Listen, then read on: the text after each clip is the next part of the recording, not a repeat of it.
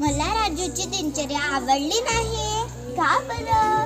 कारण तो शाळेतून येऊन दप्तर फेकत होता आणि मित्रांसोबत खेळायला जात होता आणि जर टीचर अभ्यास करायला सांगली तर अभ्यास करत होता, नाहीतर आई वडिलांसोबत जेवण करून झोपून जात होता. अगं, तू राजूची दिनचर्या सुधारण्यासाठी काय करशील?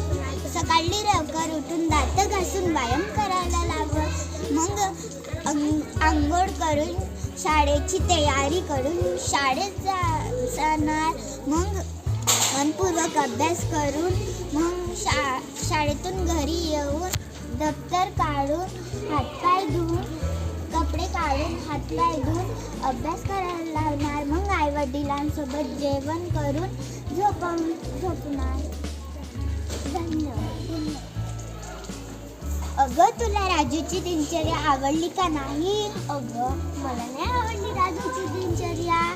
अगं, तू राजूची दिनचर्या सुधारण्यासाठी काय सांगशील?